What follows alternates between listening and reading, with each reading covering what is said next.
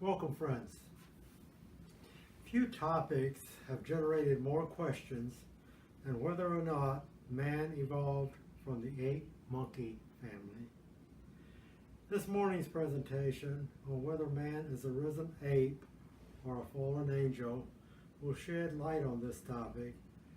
This topic from the Message of the Masters, the one that Madame Blavatsky transmitted to the world, aided by her steadfast colleague, William Q. Judge.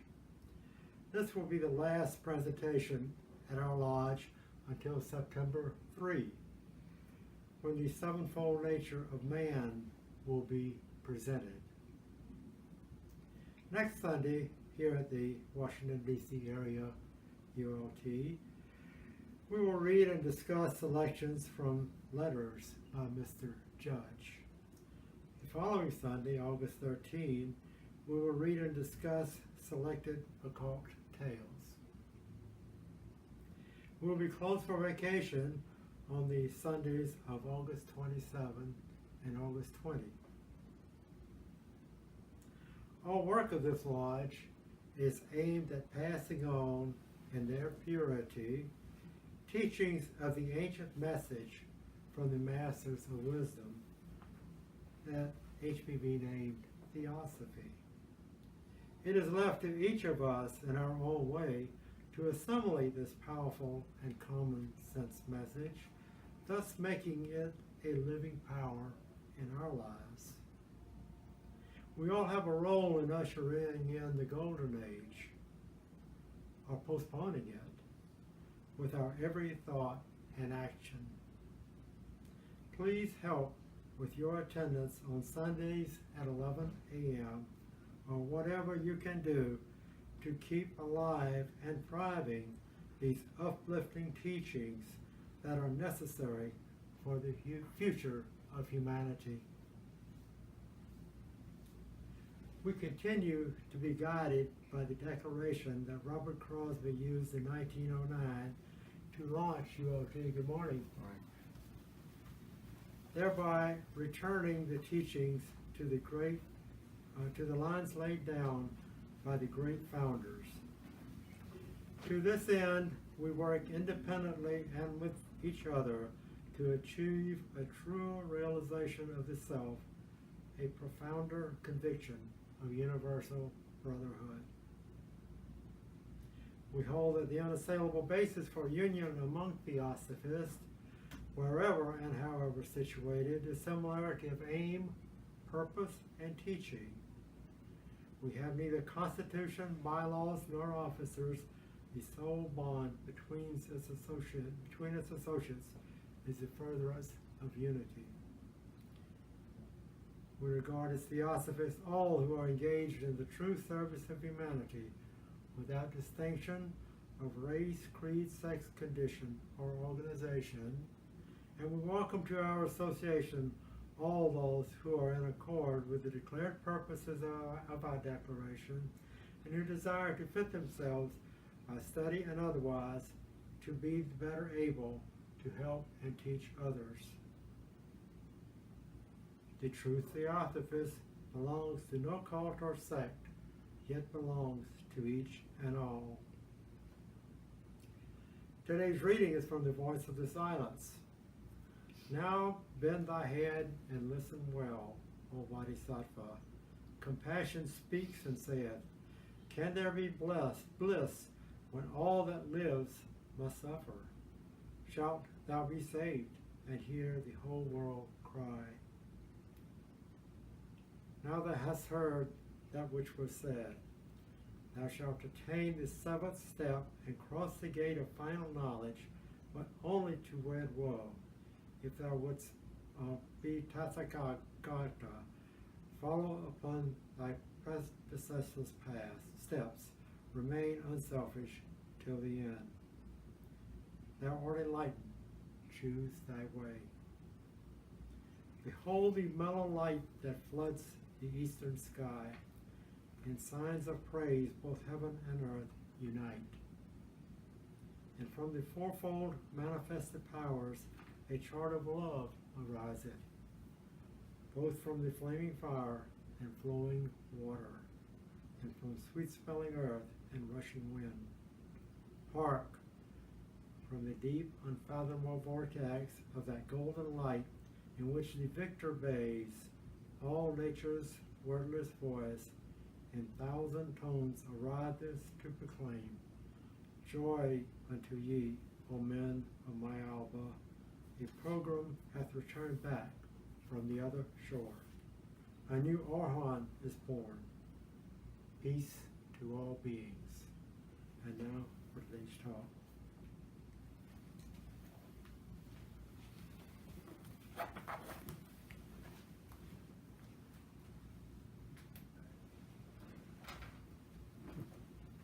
Good morning and welcome, friends.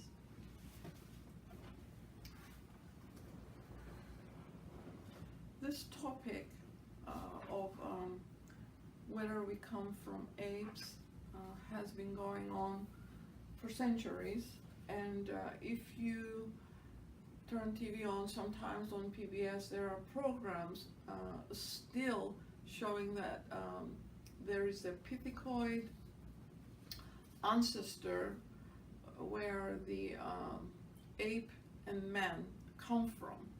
There has never been any proof that such evidence exists, but the controversy still goes on. So today we will look at it from the occult philosophical perspective.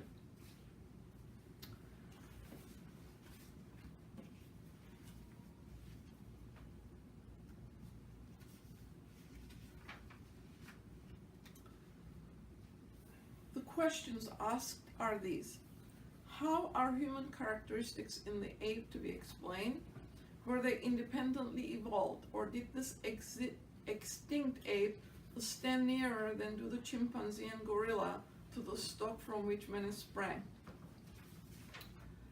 And the modern anthropological theory conceives the general evolutionary history of man's supposed mammalian ancestor somewhat like this: that during the Mesozoic times there emerged a basal stock of placental mammals which was split up to become the forebears of the various orders of mammals known today.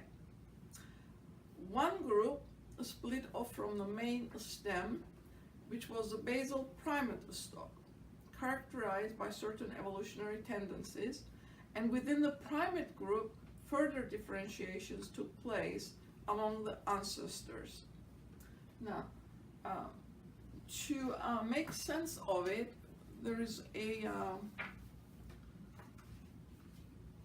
copy, which is this one from The Secret Doctrine, where HPB actually compared the geological strata and the life periods.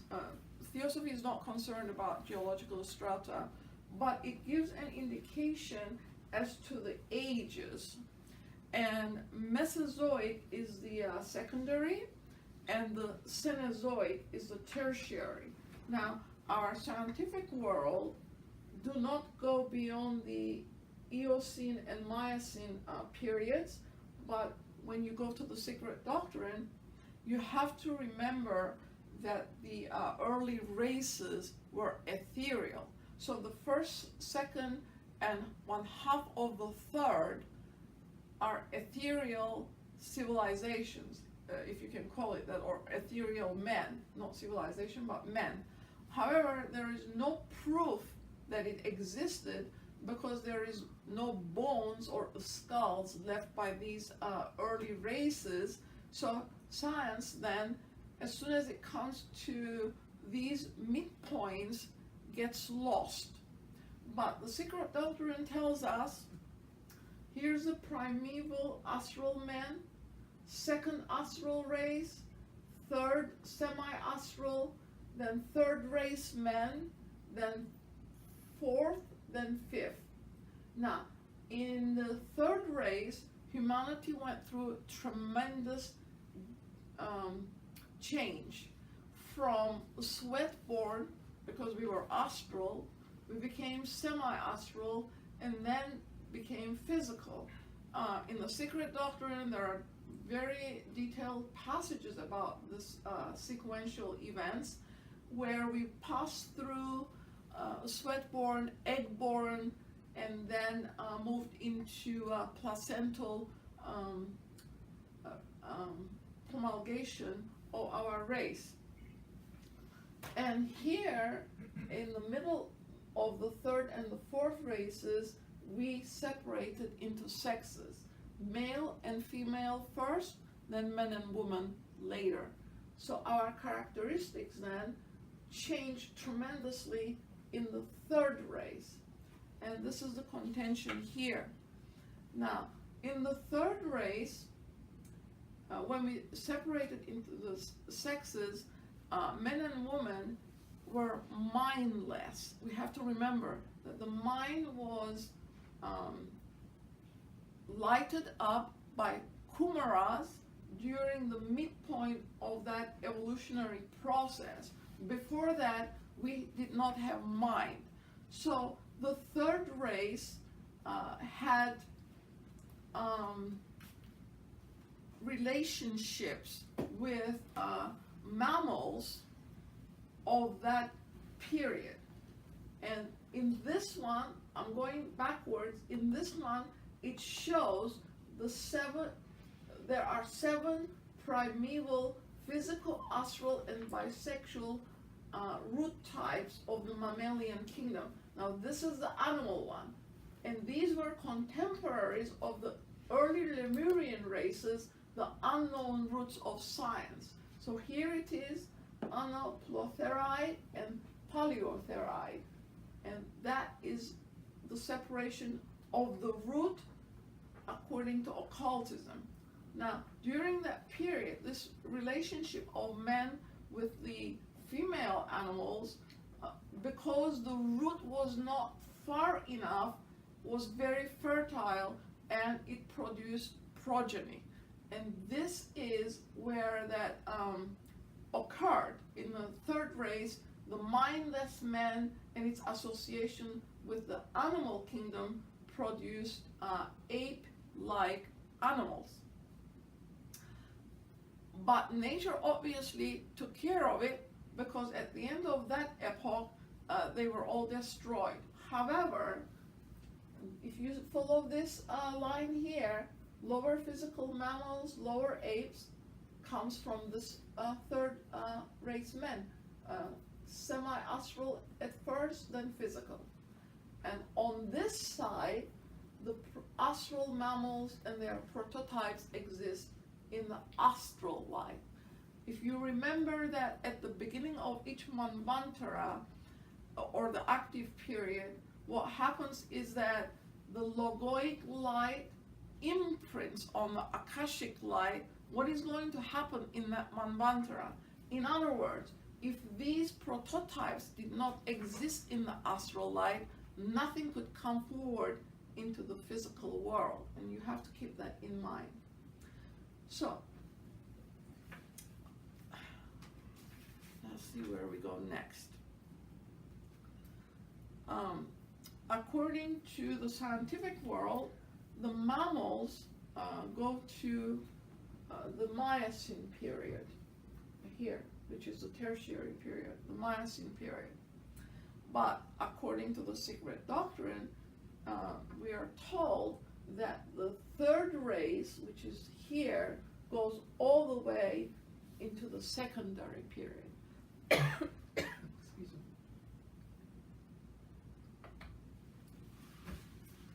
Secondary period. So the ages, these ages are totally different from what science predicts. So if we go to the secret doctrine, you can all read this stuff for yourselves. Now, as we said, the third race gave rise to the fourth. If you see these circles all the way down.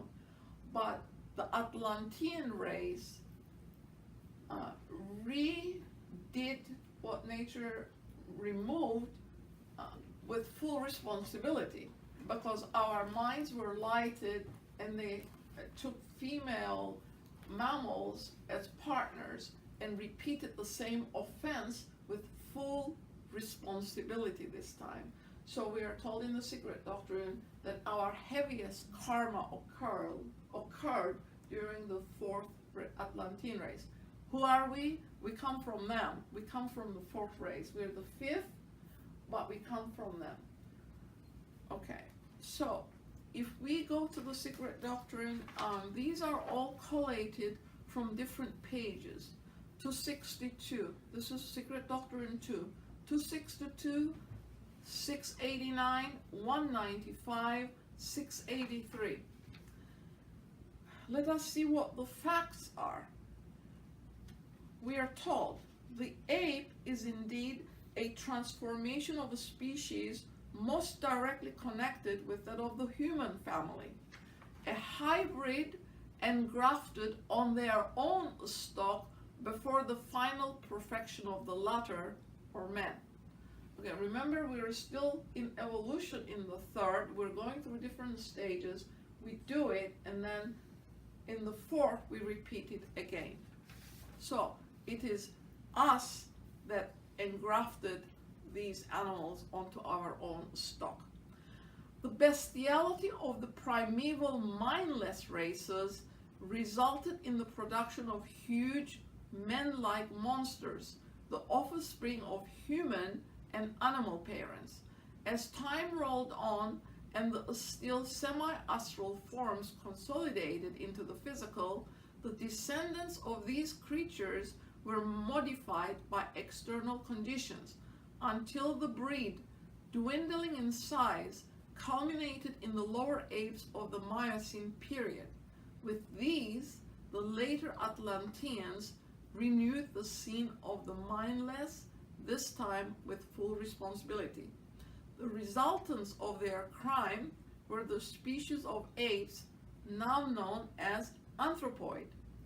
No fossil anthropoid ape, much less the fabulous common ancestor assigned to man and the pithecoid, appears in Eocene strata. The first presentment of an anthropoid ape is Miocene.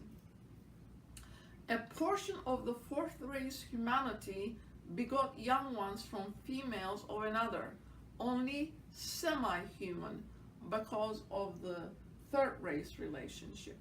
If not quite an animal race, the hybrids resulting from which union not only bred freely, but produced the ancestors of the modern anthropoid apes. There are, or still were a few years ago, and remember this is 1880s or 90s we're talking about when this stuff is being written, descendants of these half-animal tribes or races, both of remote Lemurian and Lemuria-Atlantean origin. Of such semi-animal creatures, the sole remnants known to ethnology were the Tasmanians, a portion of the Australians, and a mountain tribe in China, the men and women of which are entirely covered with hair. They were the last descendants in a direct line of the semi-animal latter-day Lemurians referred to. The pithecoids, the orangutan, the gorilla, and the chimpanzee can, and as the occult sciences teach, do descend from the animalized fourth human root race, being the product of men and an extinct species of mammal whose remote ancestors were themselves the product of Lemurian bestiality which lived in the Miocene age. The real anthropoids of our era, Hackles, Catarrhini, and Platyrrhini, came in the closing times of Atlantis. The orangutan, the gorilla, chimpanzee, and cynocephalus are the latest and purely physical evolutions from lower anthropoid mammalians. They have a spark of the purely human essence in them. Man, on the other hand, has not one drop of pithecoid blood in his veins. We do not come from them, they come from us.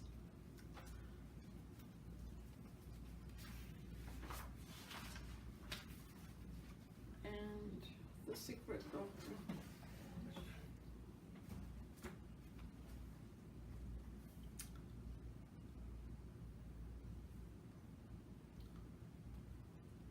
The mammalia, whose first traces are discovered in the marsupials of the Triassic rocks of the secondary period, were evolved from purely astral progenitors contemporary with the second race. They are thus post-human, and consequently it is easy to account for the general resemblance between their embryonic stages and those of man, who necessarily embraces in himself and epitomizes in his development the features of the group he originated.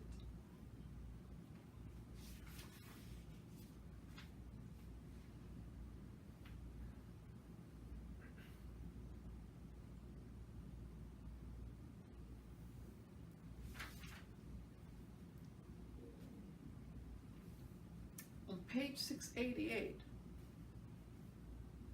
it says, let us remember in this connection, this topic, the esoteric teaching which tells us of men having had in the third round a gigantic ape-like form on the astral plane. And we were astral at the beginning of the third.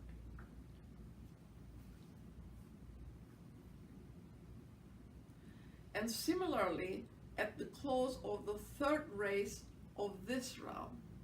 What is this round? Fourth. Thus, it accounts for the human features of the apes, especially of the later anthropoids, apart from the fact that these latter, please pay attention to this sentence, preserve by heredity a resemblance to their Atlanto-Lemurian sires.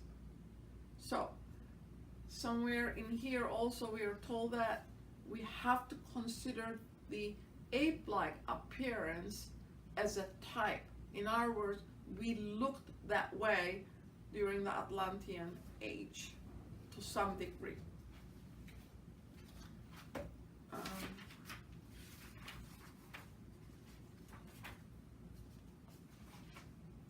And as said,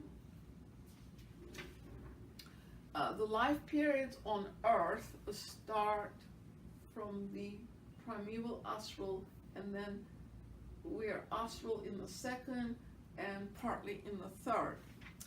And in the Secret Doctrine, it really is very important that you understand it for yourselves, and if you read it, it's very interesting. It will occupy your interest. The primeval, it says this is diva or divine men, the creators and progenitors, which we're going to talk about a little bit further on. And then during the primary, divine progenitor secondary groups and the 2.5 races. And then when we come to the secondary age, according to every calculation, the third race had already made its appearance, as during the Triassic there were already a few mammals and it must have separated.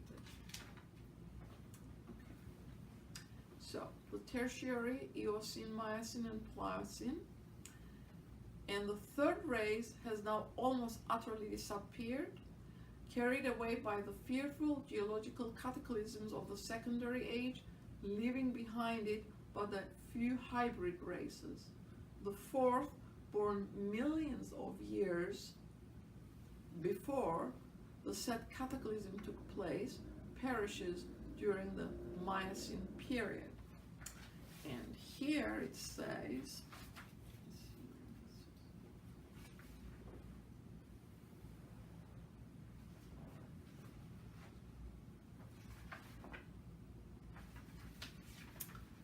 here, the tertiary Atlantean part cycle from the apex of glory of that race in the early Eocene to the great mid-Miocene cataclysm would have appeared for 3.5 or 4 million years. So nature does not progress fast, it takes its time. And then she says the sinking of Ruta and Daitya, which is Plato's, in Plato's writing, would be post-tertiary.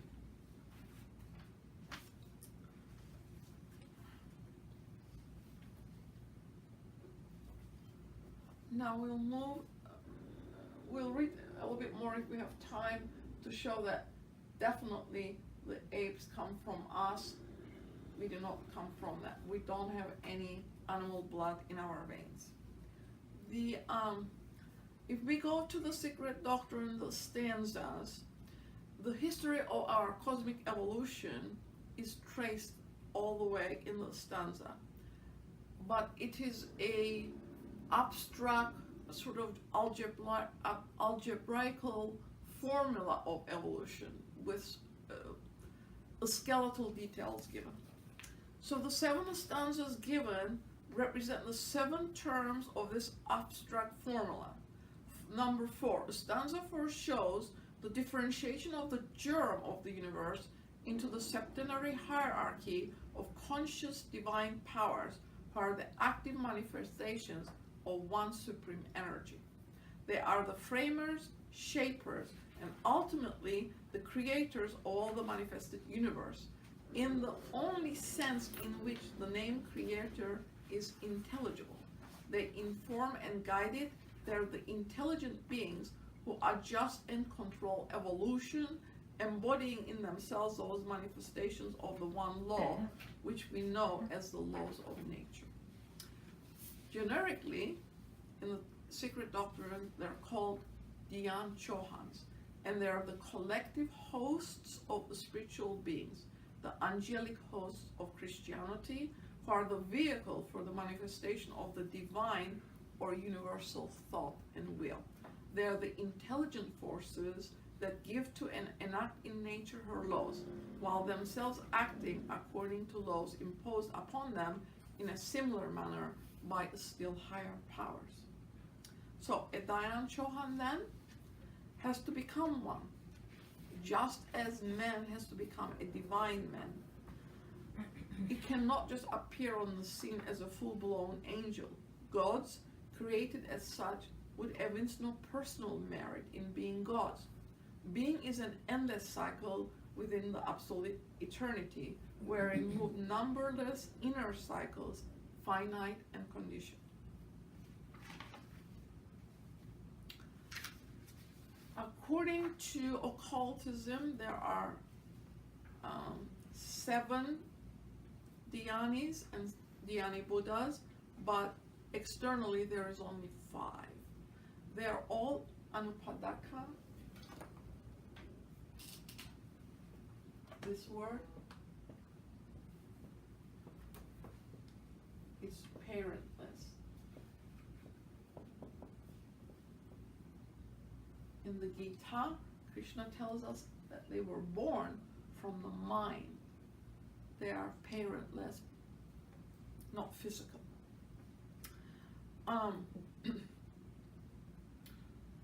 So there are different classes of them, and 3 classes are prominent in the Secret Doctrine. The Dhyan Chohans, the primaries that give the initial impulse to what is going to happen in our universe. And then in the Secret Doctrine, Pitris are talked about. Lunar fathers, they're lunar, our fathers. They gave their chaya, which is our astral was built from it, astral body.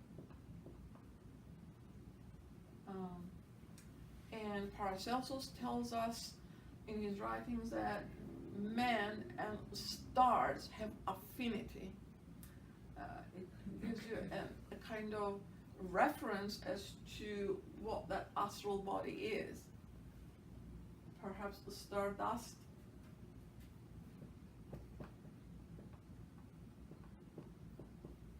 Nebula. Then the lighting of the mind, we talked in the middle of the 3rd rays. Those are Kumaras.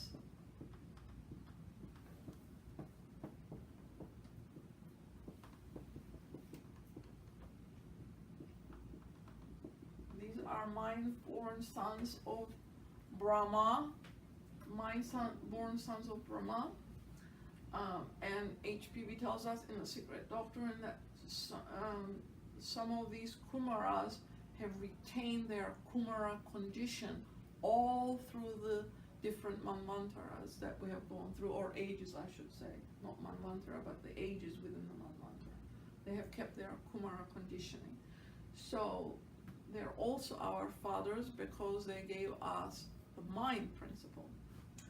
So we have the Chaya, we have the Kumaras, and Pitar fathers are our progenitors also.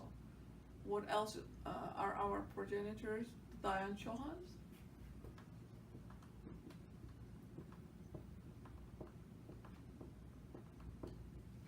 Because as we will read, there are 7 classes, each gives us one principle. Because this is their essence. Oops, sorry. They give us of their essence 49 fires in the Secret Doctrine, consciousness, which makes us thinking, reasoning human beings. So, in the Secret Doctrine, the hierarchies of Dayan Chohans are listed. Devas, Pitris, Rishis, Suras and Asuras, Daityas and Adityas, Danavas and Gandharvas. And Kabbalah, it says, in the Hebrew angelology, has their own terminology, but it's the same thing. And even today, she says, if we go to the Christian writings, we can come up with the equivalence in their angelic order to these hierarchies. So, the spiritual primeval intelligences all must pass through the human stage. In other words, nothing can appear on the scene in the angelic divine worlds before they have become men, or they are going to be men in a different Manvantara. They have either been one or are going to be. So, there are 3 chief groups of builders, planetary spirits, and the Lipika. The builders represents the first mind-born entities, and these are called Rishi Prajapati in the Secret Doctrine.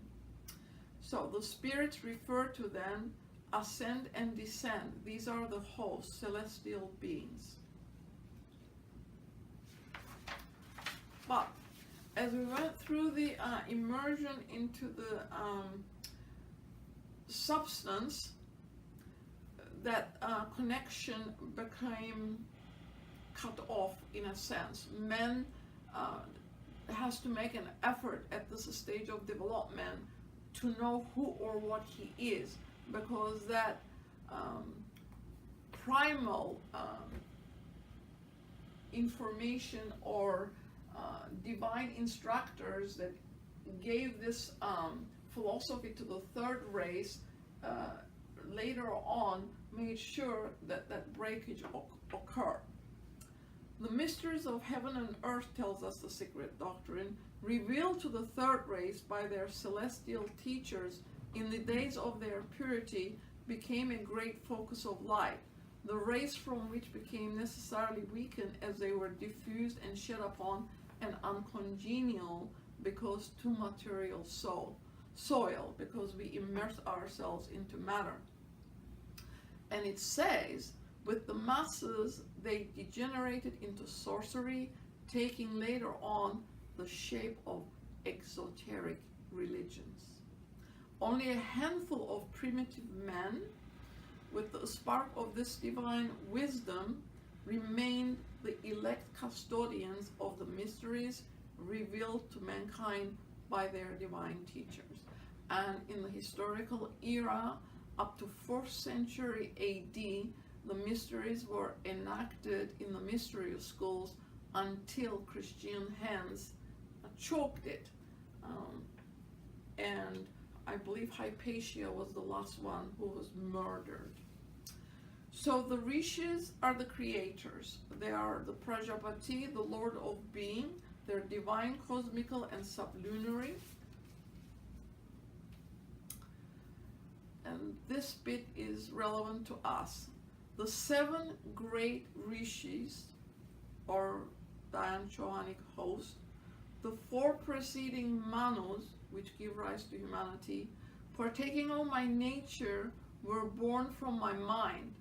From them sprang, emanated, or was born the human race in the world. Here by the 7 great rishis, the 7 great rupa hierarchies or classes of Dayan Chohans are men. The Sapta Rishi, the 7 rishis, are the regions of the 7 stars of the Great Bear. That's Ursa Major. Therefore of the same nature as the angels of the planets, or the 7 great planetary spirits. So it shows you where our ancestry comes from. In other words, the Dayan Chohans who give of their essence are angels of the solar system, but they themselves are the regions of the 7 stars of the Great Bear.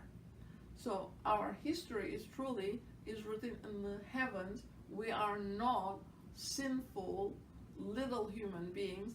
We come from this host of angelic beings, and these are our forefathers, the spiritual forefathers.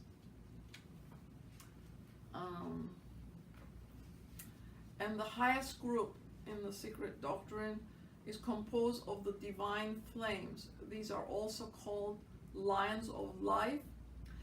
It is the nucleole of the superior divine breath or divine world. So the whole cosmos is guided, controlled, and animated by almost endless series of hierarchies of sentient beings, Dayan Chohanic hosts, each having a mission to perform, and who, whether we give them one name or another, call them Dayan Chohans, angels, or messengers. They are the messengers in the sense only that they're the agents of karmic and cosmic law. Each class of creators endows man with what it has to give. The one builds his external form, the Pitris. The other gives him its essence, Dayan Chohans, which later on becomes the human higher self, owing to the personal exertion of the individual. Subservient to eternal law, the pure gods could only project out of themselves shadowy men, ethereal men, a little less ethereal and spiritual, less divine and perfect than themselves, shadows still. The first humanity, therefore, was a pale copy of its progenitors.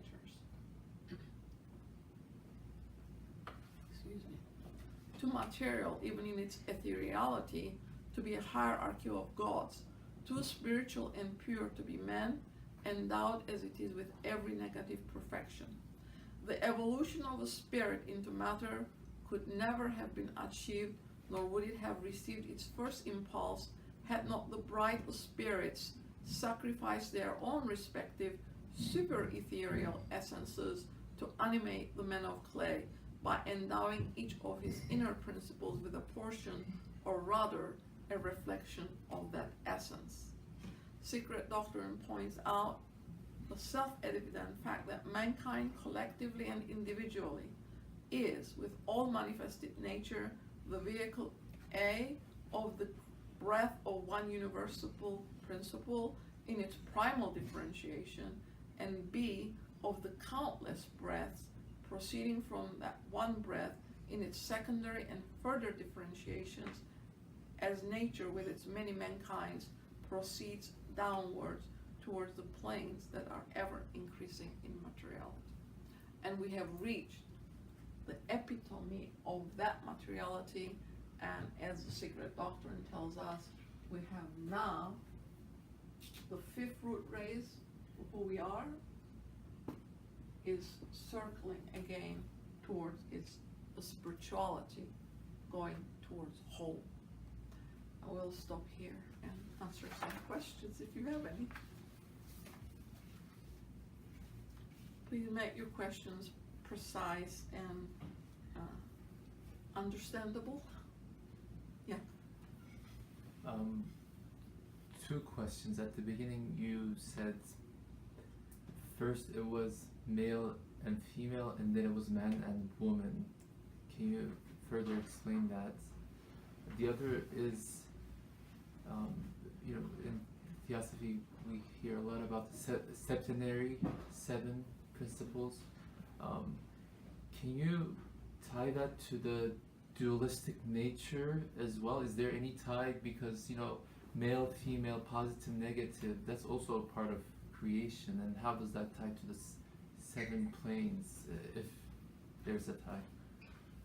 But your first question then is male, female, and man and woman.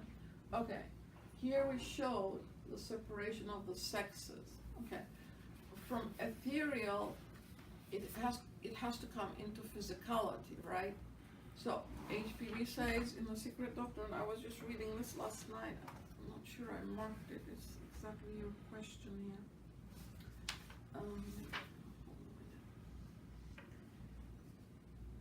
Yeah. It says right here, the midway point of evolution, I'm answering the second part first. The midway point of evolution is at a stage where the astral prototypes, here we have astral mammal prototypes in the astral world. And also the man, third root race, is ethereal at the beginning of that epoch, right?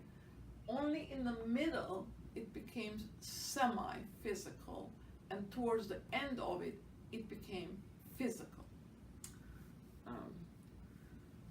The midway point of evolution is at a stage where the astral prototypes definitely begin to pass into physical, and thus become subject to the differentiating agencies now operative around us. Physical causation supervenes immediately on the assumption of coats of skin.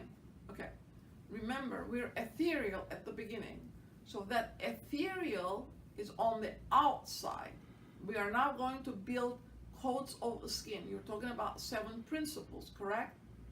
From ethereality, we are going to give it materiality. So we're going to accumulate the skin, 7 different skins, 7 different levels. Coats of the skin, that is the physiological equipment in general. The forms of man and mammalia, previous to the separation of the sexes, are woven out of astral matter and possess a structure utterly unlike that of the physical organisms, which eat, drink, digest, breathe, etc. The known physiological contrivances in organisms were almost entirely evolved subsequently to the incipient physicalization of the 7 root types out of the astral during the midway halt between the 2 planes of existence. Here she tells you. So when we were astral, the astral prototypes or the root types are there, but they are totally different. Now on the next page, she explains this here. This is the physicality she's expressing, that the environment. This is explained on page 738 as to the physical mode, what changes, in other words, the coats of the skin we're building.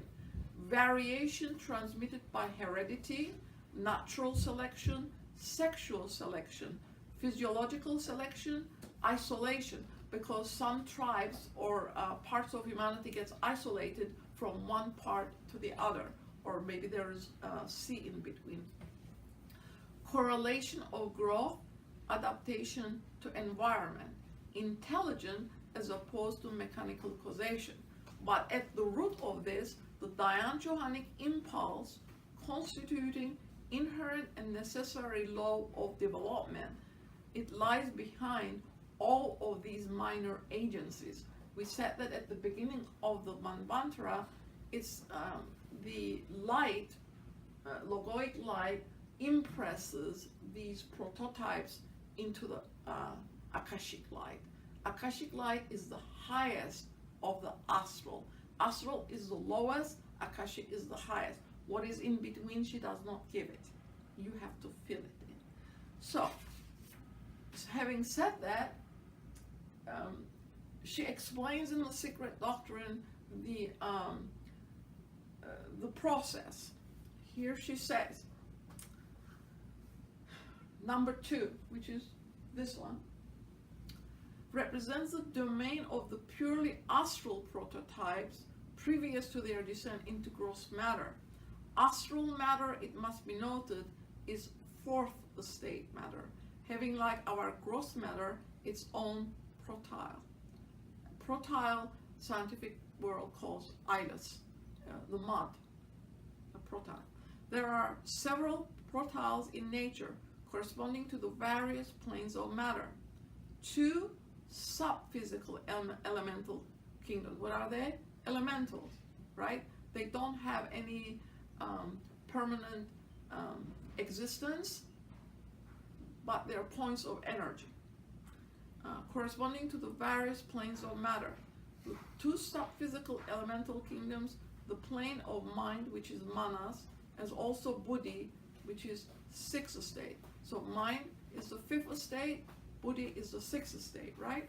So if we list our, can I take these off?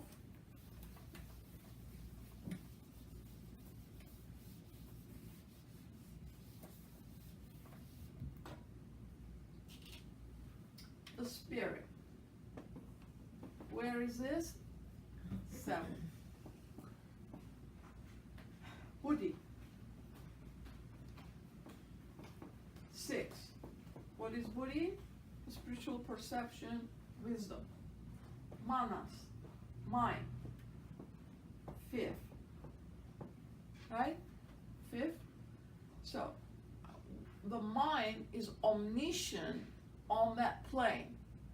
The higher mind, in other words. The one that has no restriction or constriction, where it doesn't have to use rationative reasoning, is the knower, in other words. It shines that light on it, and it knows what's the inner perceptive power of that thing. So the 4th, she says, is what? Astral. 4th estate of matter, right? And this is where the prototypes are on its highest level. Astral also is subdivided, remember, into 7, right? So, the protyle of each then gives rise or helps build the physical of that level, because you have these in you. Right? This is Atma, right, in the Secret Doctrine. Sorry, I didn't put it here, but you should all know this by now. All right. And that is not a personal principle, it's a general principle, but we use it nevertheless. So,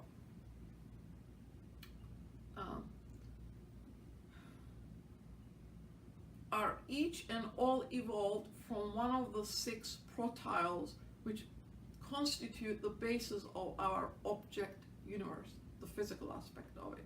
The 3 states of our terrestrial matter, solid, liquid, and gas, are strictly sub-states. So as to the former reality of the descent into the physical, which culminated in physiological man and animal, we have a palpable testimony, she says, in the fact of materializations. If it didn't take place, materialization could not take place out of the astral and in science rooms and whatever you can see. So that is the second part of your question. Is that okay? Are you okay with it? I'll follow up later. Okay. Now, the first part, when we first separated, remember, we're ethereal. We're coming from ethereality into physicality, and we have to build codes of skin, okay? So the separation divides it into male and female because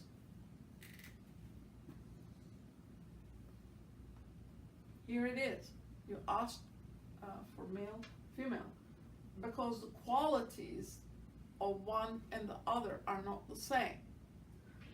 Here you're dividing, this is number 10, this is 1, and the circle is, so this is the perfect decad, the Pythagorean decad, the self-moving numbers, 1 to 9 to 10 actually are self-moving numbers. So that division then, male, female, polarity comes into it, positive, negative, good, bad, that contrast is necessary for the experience that we're going to obtain from that material immersion and raise the material with us to its highest level. So as you're building that coat of skin, its condition is going to change, is it not? At first she says we were sweat-born, then she says, I truly apologize making this a statement that men were egg-born. Just like the animal world, we actually came out of an egg, hard-shell egg. And only later on when we developed the materials to give support to placental birth, it became so. So when you came out of an egg, you stood erect. But as we became placental, she says, we lost that ability. Now the baby has to learn to walk again. So it is all in the Secret Doctrine. You can read it for yourselves. This part of it is this student's research started on page 685, where it says Darwinism and the antiquity of man, the anthropoids and their ancestry. So she tells us everything that we need to know. But in a talk like this, it's very tough to cover all aspects of it. We just touch it superficially perhaps, but that's the best we can do. Remember, the Secret Doctrine is the very small portion of the Secret Doctrine. She says the masters lifted the page a little bit and let this see daylight because humanity needed it so very badly. The skepticism and materialism, she says, the truth had to be told as is and find its own way into our lives, in our daily lives, so that it can become a practical aspect of life, that we can base our lives according to the ethics of the philosophy. Is that volume 2? Is it 685? Yes, it's volume 2. Yes. My question is that according to what you explained to us, we didn't have the 7 aspects or layers that the human race is composed of now. I don't know if we had up to the 4th or 3rd when we were ethereal, before the human race materialized. You said that we're at the point, at the lowest point where we're the most material, and we have these 7 layers. Now that we're going up, the you going up and becoming more ethereal in the races that are going to come in the future, are we going to also lose some of those codes that we have now? Well, you had it in the ethereal form. You had these principles, but they are not physical. They're ethereal, in other words, invisible. Correct? Your ethereal, your astral body had all of that stuff in it, but nevertheless, you didn't have a physical body to eat with. Yeah. So your But the principle is constitution. there. The principle the was physical principle was there. not the physical. The principle itself physical, is yeah. metaphysical at first, then Uh-huh. it etherealizes into your astral. So the aspects are there because each Dayan Chohan gave of his essence, Mhm. and each essence constitutes one of our principles. And each principle correlates with a level of consciousness and with a level of substance in our world today. But it had to be built slowly, millions like and nature millions. takes time. Yeah, it takes time. She Mm. says it took over, I think, 320 million years to prepare the soil for Physical. plant life before we came on. Mm. And it took 320 for the ethereal to come forth. So these are very large periods of time that science does not really quite grapple with yet because of the primary 2.5 races, ethereal races, but nevertheless it's a fact. So we will etherealize. Yeah. It's right here in But the secret principles are gonna still be there. Principles Yeah. are there, but Yeah. as you etherealize, Less the material. materiality Mhm. will change. Okay, I have another question about the prototypes. Mhm. Are there more prototypes that have not yet appeared in this world that we see and interact now? No. Or all the prototypes for all the animal species that we know were given at one time and it's completed, and then there will be other Well- prototypes for different cycles? As you look at these, Mm-hmm. she has an explanation in the Secret Doctrine. Go to page 710, and she explains all of the Secret Doctrine? eras. Secret Yeah, Doctrine. okay. She tells us that according to the age we were in, we were gigantic. Mhm. The third race, 22 feet, I believe, don't quote me, but it's in the Yeah. Secret Doctrine. 22 feet, okay, something in that region. Mhm. And when you look at the Cyclopean structures in South America, the stones are gigantic, but remember, the men in the third race were also gigantic, Mhm. because in those eras, the animals were also gigantic. So nature does not bring man on the scene where he cannot deal with his environment. We have to remember that. Yeah. So yes, everything changed as we evolved because the animals go with us, especially mammals. Mammals were created with our leftover skin, says the Secret Doctrine. As we were evolving, so our leftover materials were used to bring about the mammalian type onto the scene. So our skins of coat were used for the mammalia. So she tells us that at the middle of the, I believe the 5th subrace of the Atlanteans, all of the humanity that could enter the human kingdom came. After that, the door was closed. The door is closed.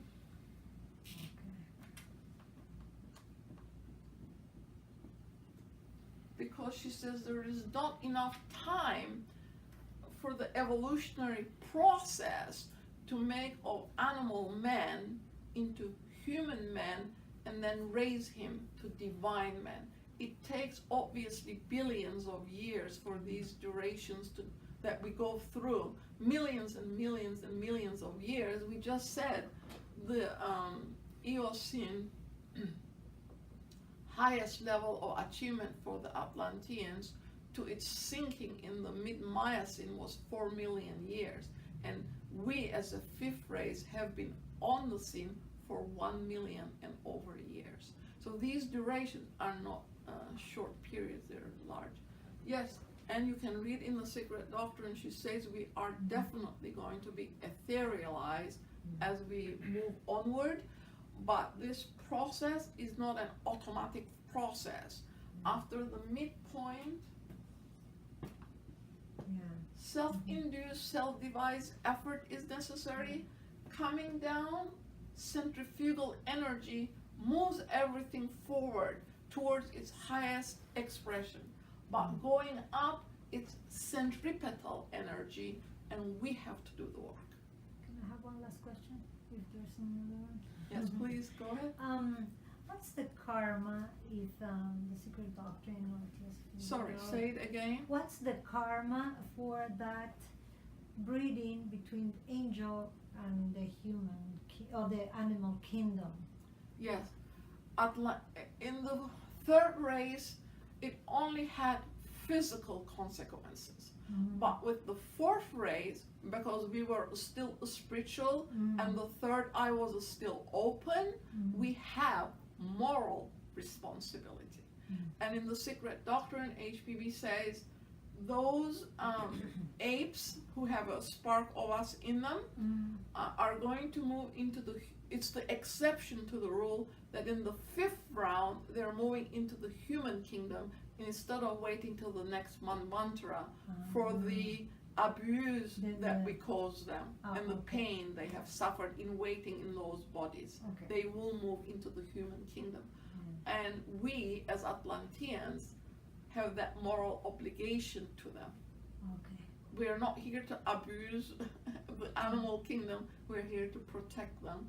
And cannot be said enough that truly we owe them. We owe them. We created them. We engrafted them onto our own stock in the third, and then with full responsibility repeated it in the fourth. So your comments relate specifically to this mantra? I'm sorry, This- which comment? All your comments in general, you know, man, evolution, and so forth. Yes, but the third remnants of the third root race, even though they were around in the mid-19th century, don't exist anymore. Because if you read some of Darwin's writings, you will notice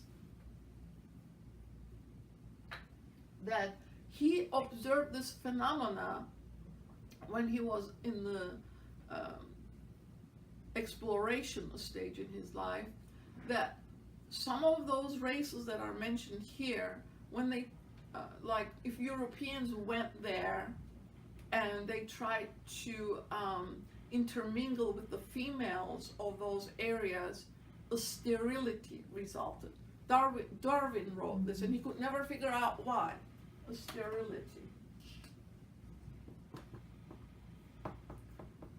So all humanity cannot crossbreed, obviously, because if the root is from something that is shows bestiality, it's not going to allow that mixing with spiritual humanity again. It makes it sterile so that there's no offspring as a result of the union. Most of the stuff is relevant today, but some of it is some of the species are extinct. But the ones that we mentioned, the orangutan, the chimpanzee, the gibbon, apes, those are relevant to today because we are still representatives of the Atlantean race in the fifth subrace of the fifth root. That responsibility is still with us.